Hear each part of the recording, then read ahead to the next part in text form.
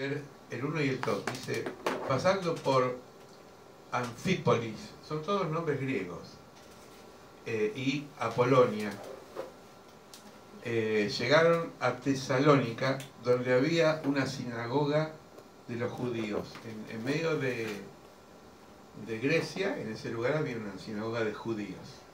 Y Pablo, como acostumbraba, fue a ellos y por 3 días de reposo discutió con ellos. Es decir, Pablo enseguida, primero iba a la familia de la fe a predicarles. Aunque acá dice que discutió, vaya a saber cómo habrá sido ese diálogo, pero por 3 días Pablo estuvo en esa sinagoga con los judíos, seguramente hablando del Evangelio. En Hechos 3:4 dice, declarando y exponiendo por medio de la Escritura que era necesario que el Cristo padeciese y resucitase de los muertos, y que Jesús, a quien yo he anunciado, decía él, es decir, Pablo, es el Cristo. Y algunos de ellos creyeron y se juntaron con Pablo y con Silas, y de los griegos piadosos eran número, y mujeres nobles no pocas. Esta traducción española, la Reina Valera, a veces lee de atrás para adelante, ¿no? Tendría que decir, eran muchas mujeres, y acá puso no pocas, es decir, como que está diciendo que eran muchas. Pues complicado lo gallego, ¿no? Pero se entiende que eran varias mujeres que estaban ahí, en ese lugar. Algo curioso que hay que leer entre líneas, en una sinagoga las mujeres no tienen partícipe. Las mujeres en las sinagogas judías estaban a un patio hacia afuera, pero los que estaban dentro del culto eran varones. Y hasta hoy en día los judíos, cuando se reúnen, yo estuve en una sinagoga, están los varones, las mujeres. Así que si les agarra la feminista a esto, los matan. Otra que el pañuelo verde, los agogotan. Pero los judíos, solamente mujeres. Pero acá vemos que había mujeres griegas, así que ya el Evangelio empezó a abrir una brecha nueva que era para todos, hombres y mujeres, no solamente para varones. En Hechos 5 dice, 17:5, entonces los judíos que no creían, teniendo celos, tomaron consigo algunos ociosos, esa gente que está ahí al cohete como timbre bóveda, que no hace nada,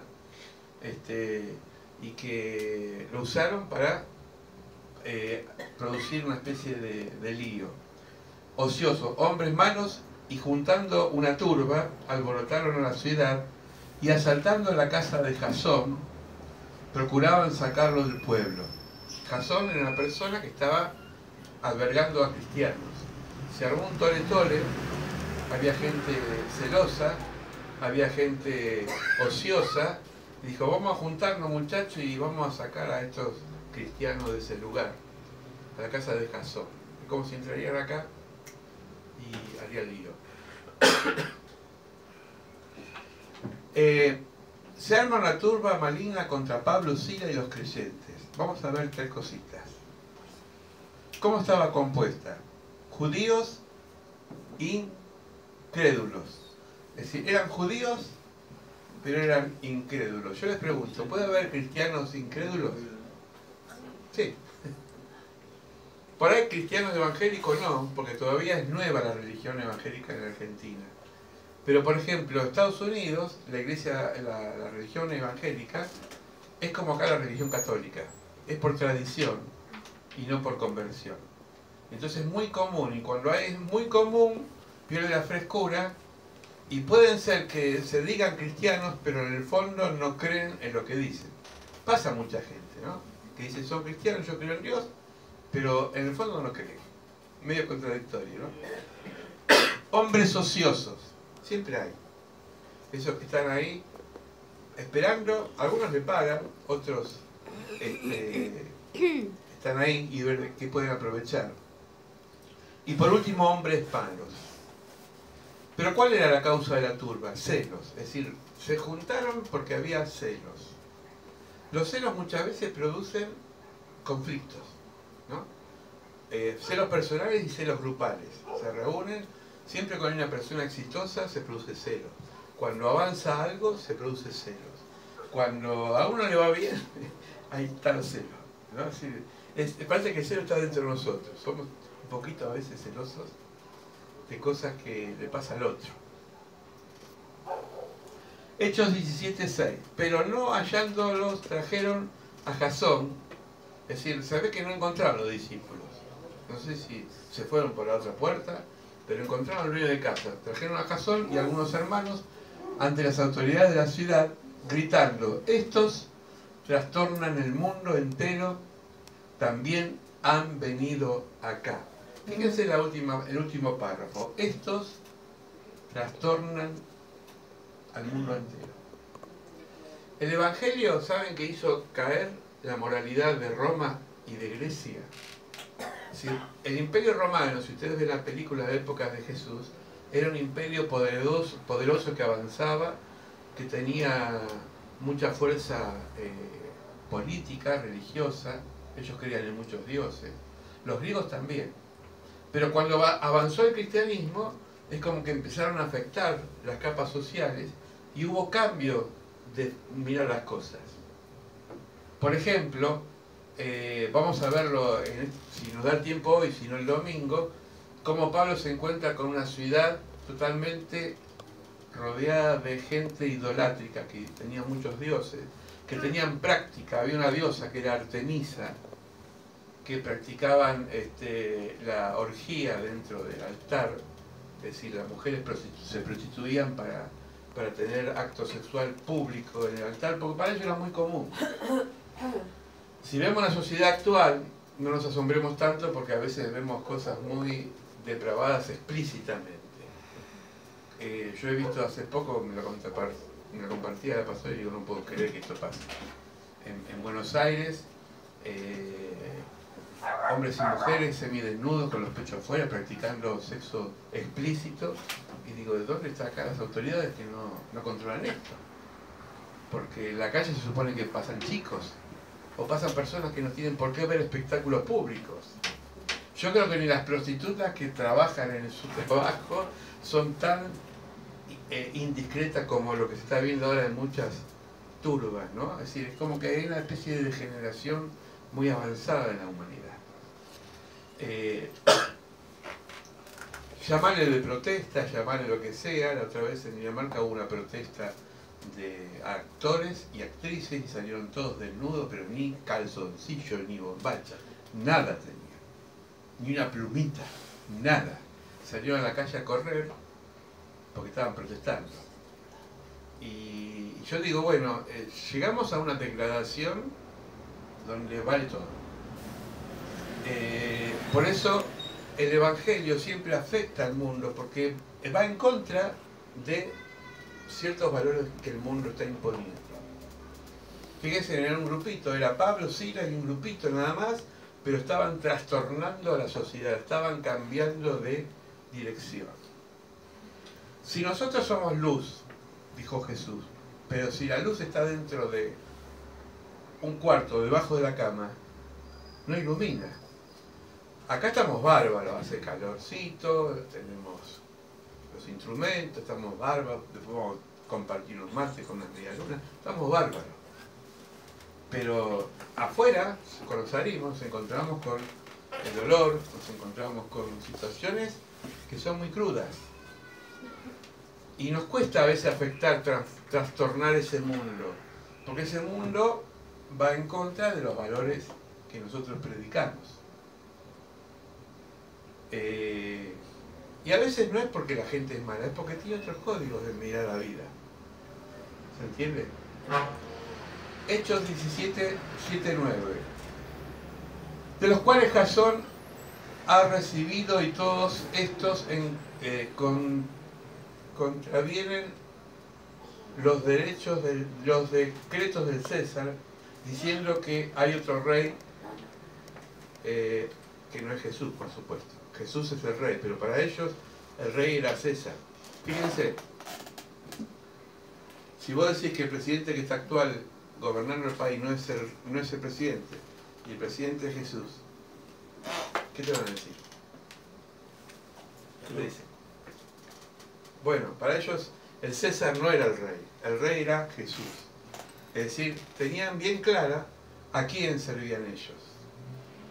A veces nosotros estamos muy limitados por los que nos gobiernan, de cualquier partido político, pero los gobiernos pasan, pero Dios queda. Dios queda. Amén. Porque el Rey de Reyes y Señor de Señores pasó y sigue pasando y pasará, porque es eterno. Pasaron 2000 años. ¿Cuántos gobiernos pasaron, no solamente en el país, en el mundo? Pero Él prevalece. Y alborotaron al pueblo y a las autoridades diciendo, oyendo estas cosas, pero obtenida fianza de Jasón y de los demás lo soltaron. Alguien pagó por su prisión. Pablo y Silas hasta Berea, y ellos habiendo llegado, entraron en la sinagoga de los judíos. Y estos eran más nobles que los que estaban en Tesalónica, pues recibieron la palabra con solicitud, escudriñándola cada día, las escrituras, para ver si estas cosas eran así. ¿Qué hacían? Escudriñaban la palabra.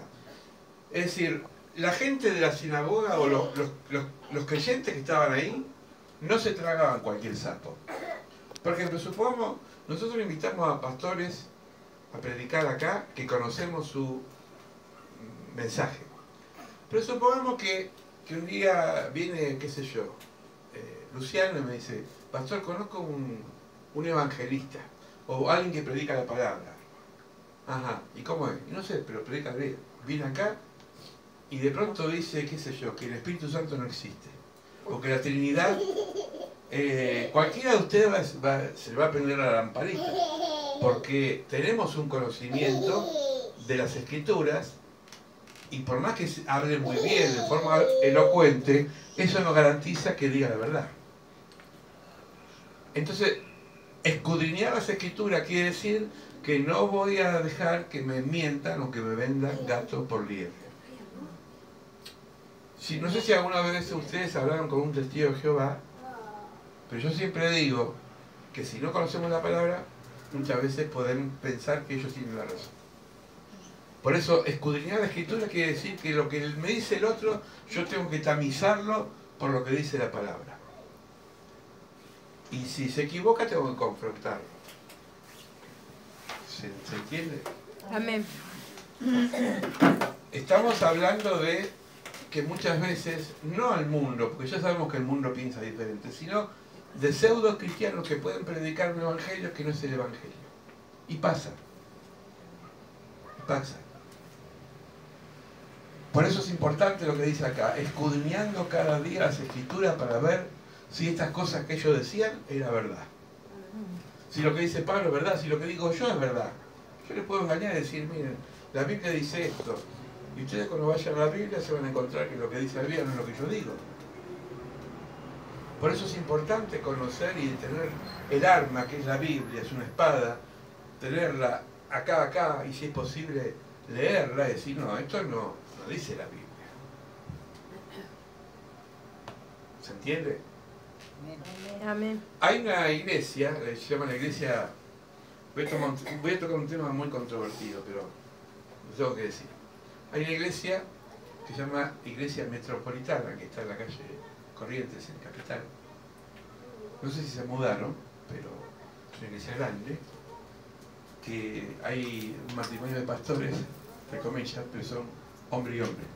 ¿No? Y ellos predican y dicen que justifican de un argumento tan bien armado y orquestado que vos, si te quedas ahí, vas a pensar que eso está bien ante los ojos de Dios. Y hay gente que se congrega y les sigue porque dice, y no pueden equivocarse, son pastores. ¿Se dan cuenta? Es decir, estamos viviendo en un momento de mucho engaño y necesitamos escudriñar las Escrituras. Necesitamos saber si realmente lo que escuchamos es de Dios. ¿Por qué la Iglesia Universal, la Iglesia Evangélica no la incorpora como Iglesia Universal? Porque no tiene principios cristianos. Creen en Jesús y creen en Jesús. Predican a Jesús, sí.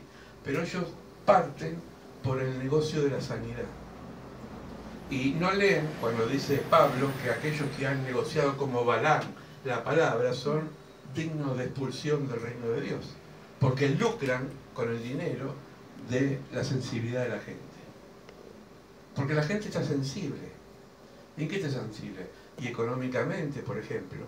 Entonces, si vas a un lugar que te ponen un manto y te dicen que si lo tocas, ese manto te va a dar poder, o te va a multiplicar, o si vos das 10.000 pesos, Dios te va a dar 100.000, te están mintiendo, porque nunca la Biblia dice eso. Yo he visto iglesias y fuimos con mi esposa y después dijimos, ¿cómo puede ser? Que le ponen sal al billete, vos estuviste, sal y aceite al billete. Y un mundano, amigo mío, pero que es mundano, que firma, cuando le fui a dar la ofrenda, porque la iglesia me dijo, dale la ofrenda al hombre que firmó, olfateó y dice, ¿qué es cocinero el aceite esta o ese marolio? Me cargaba encima. Yo tenía vergüenza, digo, Dios mío. Pero hay de esas personas que predican.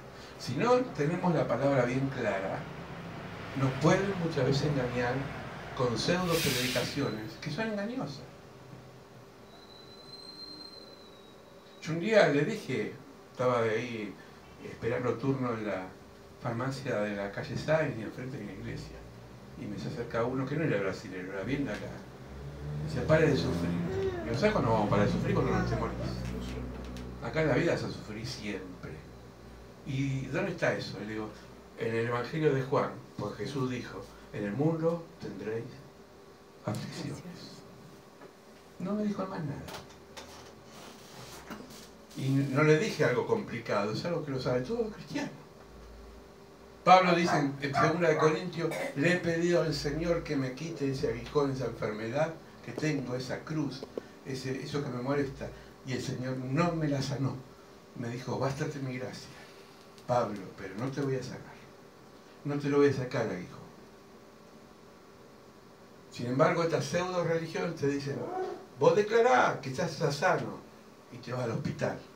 Y muchas veces terminás. Yo sé que la fe muchas veces mueve montaña, pero siempre digo, el Padre Nuestro enseña que se haga tu voluntad, así en la tierra como en el cielo. Y hay gente que no se sana la tierra. ¿Y por qué? Porque es un misterio. Y hay gente que se muere más temprana, como decía hoy Lidia. Yo conocí gente cristiana que a los 20 años se fue para arriba. ¿Qué sé yo? Dios es soberano. ¿Quién soy yo para cuestionar a Dios? Y por ahí, una mala persona, por decir algo impropio, porque estoy acá en el púlpito, mala persona dura hasta los 80, 90 años. ¿Y qué sé yo? Después, igual la vida no es nada.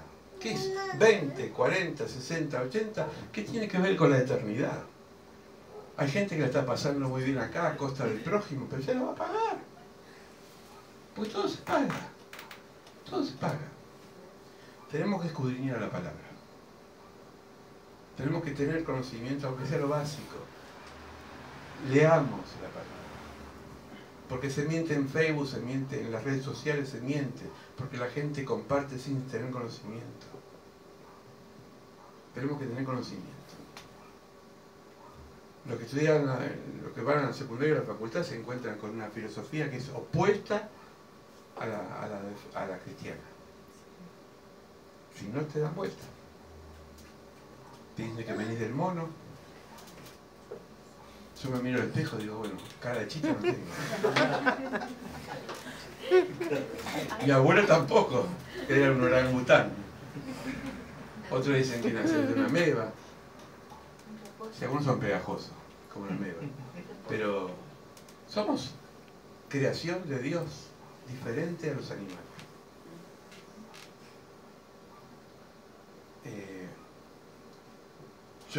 Hay cada cosa en el mundo, hermanos. Habría que leer. Yo digo, a veces hay cada desviación del Evangelio. A través de un pastor, y es pastor encima, se casó con 2 chicas menores porque se basó en el Antiguo Testamento.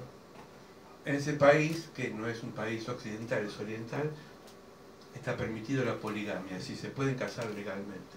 Con 2 menores de 16 años, un hombre de 50 años. Es una aberración. Porque tomó un texto fuera de contexto, que es cuando Lot tuvo relaciones con sus hijas. Ustedes lo vieron eso en Génesis, no estoy inventando nada. Si lo vemos a la perspectiva nuestra, decimos que es repugnante. Se estaba extinguiendo la raza, porque Dios destruyó Sodoma y Gomorra. Y Dios permitió, aunque después dicen que los amonitas vienen de Lot, pero Dios permitió esa relación incesto, porque como vos decías de Paraguay, se extinguía la raza. Pero fue un hecho único, no es doctrina eso. No, a mí no me garantiza eso de que yo puedo hacer con mis hijos o con mis... Si soy padrastro, con mis hijastros o quien sea lo que yo quiero a nivel sexual. Por no escudriñar la escritura, la gente se congrega en esa iglesia donde ese pastor tiene 2 mujeres, 2 esposas y menores de edad. Avalado por un país que avala la poligamia. Y seguramente algunos dirán, Dios, qué bendecido este pastor. ¿Se dan cuenta? Escudriñar las escrituras.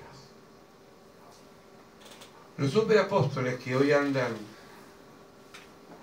y piden un hotel de 5 estrellas, un coche bien para llegar a su casa, la mejor comida, ¿me lo han pedido a mí? ¿No leyeron 2 de Corintios capítulo 13, donde Pablo dice: los falsos apóstoles son asalariados que trabajan por la comodidad y no por el Evangelio? ¿No han leído cuando Jesús dijo: las zorras tienen sus cuevas y los aves tienen sus nidos, mas que el Hijo del Hombre no tiene dónde apoyar la cabeza? Si el Hijo del Hombre no tenía dónde apoyar la cabeza, ¿qué nos queda para nosotros? ¿Quién soy yo para pedir una limusina, un hotel 5 estrellas? Tonto el chancho y el que le da de comer. Una vez, no voy a dar nombres, pero nosotros teníamos una iglesia acá en Suárez, ¿se acuerdan, no? Una iglesia grande, primer piso. Y habíamos, la casa nos quedaba chica, entonces improvisamos una habitación para Abigail y su papá y su hermano, ¿no? Allá en Suárez, una habitación que lo dividieron a cortina, una cama muy humilde, es lo que conseguimos. Gente que venía de Paraná a presentar su ministerio musical. Y un siervo de Dios me dice: yo tengo que traer a otro siervo de Dios más importante que yo, y no sé, le voy a alquilar una casa quinta para que esté cómodo. Yo digo: ¿por qué no viene acá? Donde hay 3 pueden estar 4. Me miró como si lo hubiese insultado. ¿Cómo va a estar ahí con el resto? Y yo decía: no leyó el Evangelio, donde no tenían dónde, vivían debajo de un árbol los discípulos, bajo las estrellas era su cielo raso, porque eran pobres, porque Jesús fue pobre, caminó entre los pobres. ¿Qué evangelio están predicando? Tenemos que escudriñar las escrituras. Muchos engañadores, dice Juan en la segunda carta, vendrán diciendo: yo soy el Cristo, yo soy el ungido, porque Cristo quiere decir ungido. Muchos dicen: yo soy el ungido. A mí no me garantiza que seas el ungido, mostrámelo con los hechos, porque el árbol se conoce por sus frutos, no por las palabras, no por las palabras. Así que creyeron muchos de ellos, mujeres griegas distinguidas y unos pocos hombres, que ya lo leímos. Cuando los judíos de Tesalónica supieron que también en Berea era anunciado la palabra de Dios por Pablo, fueron allá y también alborotaron a las multitudes. Esto es porque siempre cuando estemos predicando el Evangelio vamos a tener un avispero que nos va a seguir para picotearnos. Siempre nos van a descalificar. Siempre van a inventar, siempre te van a acusar, siempre te van a calumniar. Bienaventurado seas cuando te calumnien, cuando te critiquen, cuando hagan o digan cosas en contra tuya. Amén. Amén. Pero inmediatamente los hermanos enviaron a Pablo que fuese hacia el mar. Y Silas y Timoteo se quedó allí. Fíjense en lo que es trabajar bajo respaldo. Pablo no era una persona que se cortaba sola y decía yo voy a predicar. Él tenía un equipo de trabajo. El equipo de trabajo dijo, bueno, a Pablo lo mandamos para el lado del mar y Silas y Timoteo se quedan acá con nosotros. Eso es trabajar en equipo. Es bueno siempre trabajar en equipo. Delegar responsabilidades. No hacer todas las cosas una sola persona, sino tratar de compartir las cosas. Bueno, yo hasta acá, porque es largo lo que viene, y lo voy a desarrollar el domingo. Pero resumiendo, el libro de los Hechos está basado por un versículo clave que es, pues Dios pasó por alto aquellos tiempos de los cuales la ignorancia, tal ignorancia, pero ahora manda a todas partes que se arrepientan, ¿sí? Que cambien de actitud. Esto tiene que ver con el mundo actual y con el mundo, con el mundo de Pablo. El mundo de Pablo era un mundo que era pagano, un mundo que no creía en Dios. Nuestro mundo, nuestra sociedad, también es igual. Miren a su alrededor, ¿cuántos ustedes trabajan en diferentes lugares, se relacionan con diferentes personas? ¿Cuántos son los creyentes? Contados con los dedos. Si nos alcanza los dedos. Si nos alcanza los dedos. Yo trabajé con compañeros maravillosos y muchos los quiero en el colegio. Pero 2 o 3 eran nada más creyentes, el resto no le hablé de Dios. Y eso que era un colegio católico. ¿Qué me espera para un colegio público? Dice, Dios fue tolerante con cierta ignorancia. La persona ignorante es la persona que no conoce, no es culpable. Si una persona no sabe y no sabe porque no le dijeron, no le predicaron, no es culpable de la ignorancia. Por eso Dios no juzga eso. Pero el que sabe se le pide. ¿Sí? Pidió que todas partes se arrepientan. El arrepentimiento no es un rezo o una fórmula que yo digo me arrepiento de lo que es pecado, no lo voy a hacer más. Y después lo sigo haciendo. La palabra arrepentimiento, que es metanoia en griego, es cambio de visión. Cambio de visión. Yo siempre pongo el ejemplo del barco. Ustedes lo habrán escuchado acá, el barco. El barco cuando pierde la brújula, cuando pierde el horizonte y se interna en el mar, y si está en uno de los polos, polo norte o polo sur, el barco pierde el control porque las brújulas dicen que en los polos la brújula empieza a hacer así, se enloquece. La Tierra en el polo no gira como ahora. Usted ve que sale por acá el sol y se oculta allá, o la luna. En realidad no sale el sol, la Tierra gira y parece que el sol saldría. El sol siempre está en el mismo lugar. Lo que gira es la Tierra, ¿no? Pero nosotros decimos poéticamente, sale el sol, ¿no? En el polo no nace de un lado y del otro, gira siempre en la misma dirección. Es como una calecita, vos siempre vas a ver el sol haciendo esto. Por eso en el polo hay 6 meses de día y 6 meses de noche. En el polo las estrellas no es como acá que vos ves la cruz del sur, que apunta al sur. Allá no sabés dónde está porque no hay sur, este o oeste, se perdió el horizonte. Entonces un barco que no tiene brújula, que no tiene estrellas para guiarse, y que está en una noche fría, rodeada de témpanos, porque en el polo hay témpanos, ¿qué hace? Se vuelve loco. Bueno, hoy tienen satélites, pero yo estoy hablando de los barcos de antes. No estoy hablando de los barcos de ahora que tienen GPS, los barcos de antes. Aunque en ciertos lugares dice que las señales se pierden. Mira, California es un lugar que no tengo señal acá. Y eso que estamos acá en Argentina. ¿Te imaginas el polo? ¿Qué señal? ¿Qué wifi? No hay nada. Hay noche oscura, fría, desolada. Y de pronto el dueño del barco o el capitán del barco ve a lo lejos un faro. Y el faro, cuando prende y apaga las luces, manda señales, como las señales de cartografía, son señales que manejan bien los marineros. Entonces, ¿qué hace el barco? El que maneja el barco, el timonel, gira. Vamos a ver que el faro está ahí donde está Luciano. Puso el faro, Luciano. Empezó a dar luz. Yo estoy acá, estoy desorientado y hago, miro para allá. Pero hasta llegar al puerto donde está el barco, me voy a comer varios momentos de noche oscura, fría. Es decir, que no llego enseguida al puerto. Tengo un proceso. Bueno, eso es la conversión. Uno se le cae la ficha, se da cuenta que está en falta, pero no es que ya cambió mágicamente. Por eso mucha gente dice, yo recibí a Cristo y mañana voy a ser otra criatura. No, mañana vas a seguir siendo el mismo de hoy. Porque los cambios son paulatinos y te llevan días, meses y años. Y nunca termina de cambiar. Uno mejora, pero no cambia. El que es tímido va a morir tímido. El que es extrovertido va a morir extrovertido.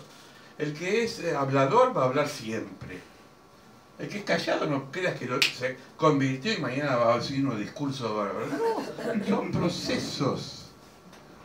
La metanoia, la transformación, la conversión, son procesos. Cuando nosotros le decimos a la gente que se arrepienta, y hoy lo hablábamos justo hoy, ¿se acuerdan? ¿Sí? Cuando uno va a cambiar de a poquito y por ahí logra el otro día una mejoría y después cae de vuelta. Porque somos así. Los seres humanos somos así. No es que somos lineal, que vamos boom, para arriba, no. Hacemos así, somos un poquito altos, después boom, no vamos para abajo. Subimos de vuelta y así. Por eso necesitamos siempre la conversión permanente. Volver a Dios. ¿Se dan cuenta? Por eso la carta cuando dice el que está en Cristo, nueva criatura está escrita en tiempo presente. El que está en Cristo ahora. No el que estuvo en Cristo ayer. Ayer podía ser un santo, pero eso es un diablito. Porque estar en Cristo es tiempo presente.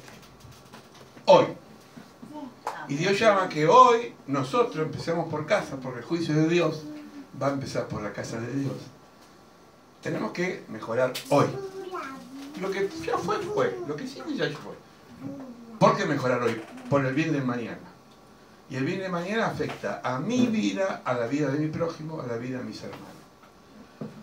Pero también tenemos que trastornar, como decía la palabra, a la sociedad.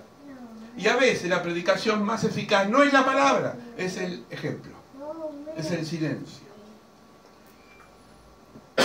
Yo estuve en una reunión de gente que no es de iglesia. Me cargaron, me tiraban indirecta, desde pastorcito para arriba. ¿No? Me dice, vos recogés la ofrenda, vos tenés un rol como el pastor fulano de la televisión. ¿Qué rol? No tengo ni reloj. ¿Ustedes creen que se van a ir al cielo? Me decía. Yo, preguntas que sabía que tenía doble sentido. ¿Cómo tuve que procesar todo ese tipo de escarnio? Callándome la boca. ¿Tenía ganas de maldecirlos? Sí. ¿Tenía ganas de mandarlos a pedir chulos? Sí. Y me la tuve que comer. Porque Dios me decía, callate.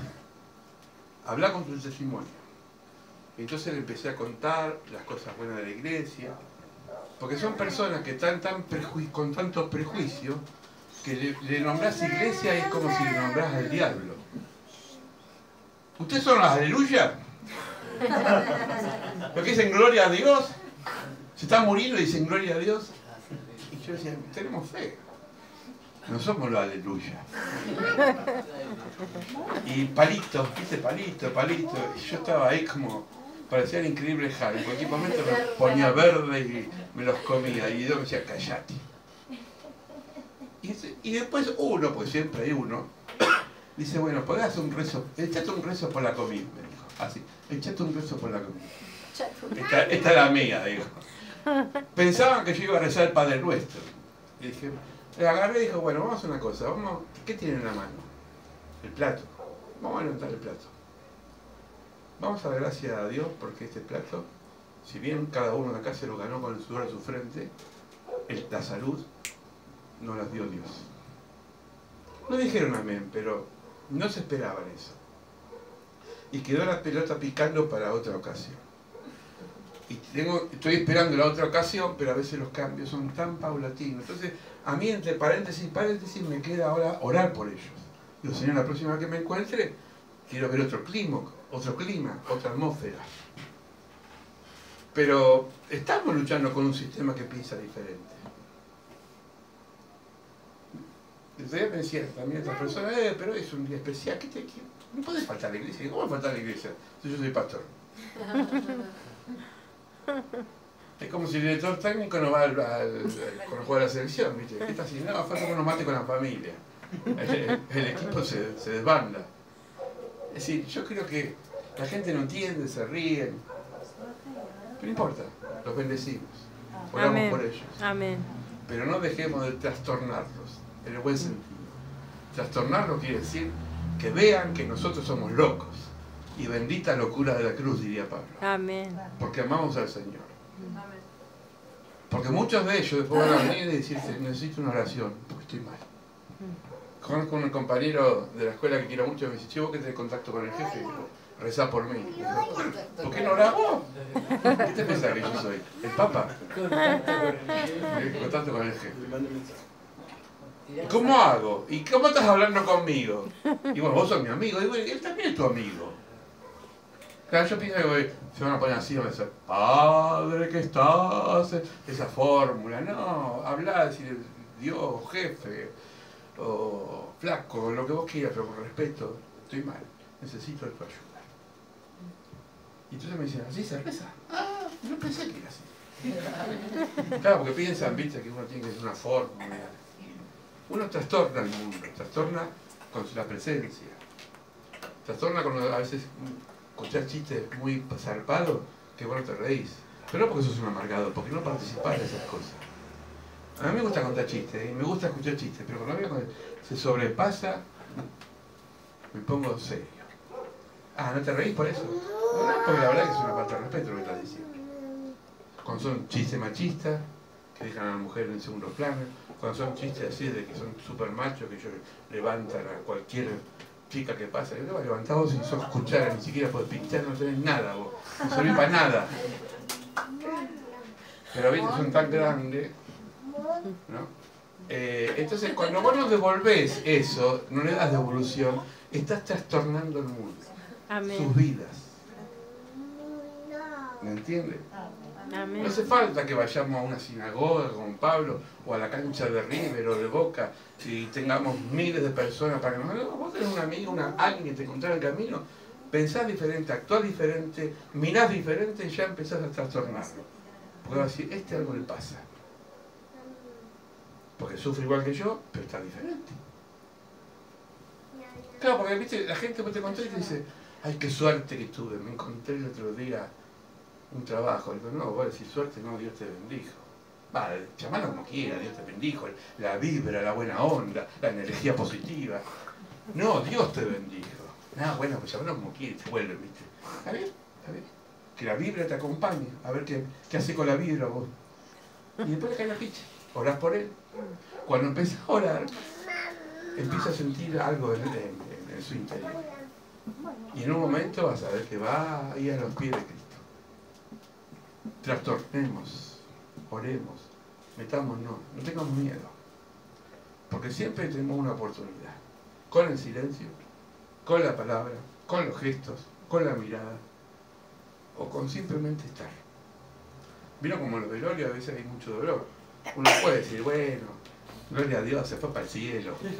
¿No? Y él está reventado llorando porque se le murió el finado, ¿viste? No, no seamos desubicados. Estemos ahí, calladitos, orando. Si nos da la oportunidad, digamos una palabra de consuelo. Y nada más. Porque no es momento de palabra. Sí, pues yo he escuchado gente que se transforma en el increíble predicador y empieza a predicar. Arrepiéntanse, están todos llorando, que no me pide arrepentir. Ni saben lo que es arrepentirse. Se llama ubicarse. Ubicarse. A mí me gusta cuando hay un ser querido que falleció o la familia, en ese momento no digo nada. Si me piden una palabra voy a hacerlo. A veces te piden. Pero si no, prefiero el post velorio. Cuando la gente ya, viste que se fueron todos y no hay nadie, viste esa persona sola, y ahí necesita así una compañía, o por ahí nada, estar ahí, uno mate nada más. Pero eso trastorna, eso transforma, porque somos luz, somos antorchas, somos lumineras. Somos sal. La sal da sabor. Hay gente que es insípida. Yo te bendiga. Parece, soy Seneca, hasta la vista, baby. Yo te bendiga, ¿viste? Serio, fin. No sonríe ni a palo. Sal es la persona que le da sabor, que mira lo bueno, que no mira el vaso medio vacío, sino que ve el vaso medio lleno. Es la persona que tiene esperanza. Somos sal. Trastornamos sin lo sal. Amén. Amén. Bueno, no es cierto. Vamos a orar. Seguimos la segunda parte de Hechos 17, si quieren leerlo, cuando Pablo va a Atenas. Eso lo vamos a ver el domingo. Me gustó esta foto, una plantita, parece un poroto, una planta de poroto. Nunca hicieron una germinación en el vaso con me parece. Esto a mí me da señal de esperanza, ¿no? Es verde, una planta que crece, un vástago, como una vida nueva que se está gestando en el vientre de una mujer, vida, y crece y se desarrolla. Dios pasó por alto nuestras vidas, pasó por alto las veces que nos mandamos macanas, pasó por alto porque nos equivocamos, pero llama ahora que cambiemos de actitud, que nos caiga la ficha y digamos, Señor, no quiero ser igual, ayúdame a mejorar un poquito. Padre, esa gente trastornó el mundo, dice. Trastornaban donde iban. Pero no porque hablaban y hablaban y hablaban, porque el mundo está cansado de palabras. Eran diferentes. Dicen Hechos 2 que tenían en común las casas, la comida, compartían todo. Eran diferentes. Señor, servían a las mesas, asistían a las viudas, al huérfano, al extranjero. Eran diferentes. Señor, si tenían dos capas, le daban una capa que no tenían. Si encontraban a un enfermo en la casa o en la calle, oraban por ellos. Eran diferentes, Señor. Trastornaban el mundo. Y poco a poco fue cambiando la mentalidad de Roma, la mentalidad de Grecia, la mentalidad de tantos países. Cambiaron culturas, tradiciones. Cambiaron, Señor, formas de vivir por formas sanas, diferentes, Señor. Así queremos. No nos queremos amoldar a este siglo. Queremos transformar, como dice San Pablo en Romanos 12. No nos conformamos con este siglo. Lo queremos transformar. Queremos ser agentes de transformación.